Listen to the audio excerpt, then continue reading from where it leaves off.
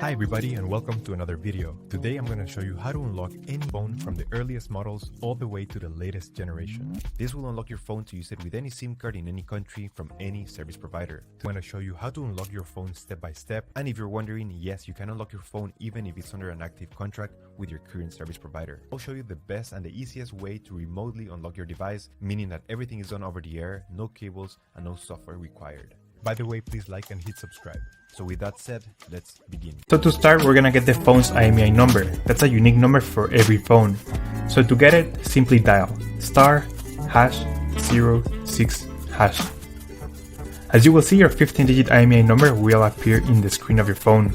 This number is very important. It represents the ID of your phone, and keep it somewhere close because we're gonna use it in a few seconds to unlock this phone. Okay, now we're gonna switch to the computer. Alright, so the next step is to go to the internet. Here we will unlock the phone.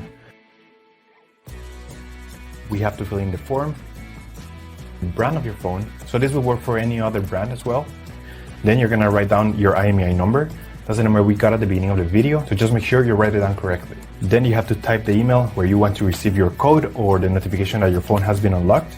So just make sure you write it down correctly. It's very important, otherwise you won't get your unlock code. So just make sure it is 100% correct.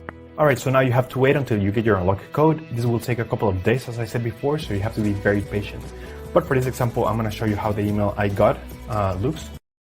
And as you can see here, I got this message and it confirms that the phone has been unlocked. Any questions, just leave them on the comment section down below and I'll try to answer all of them. Thank you so much and I'll see you on the next one.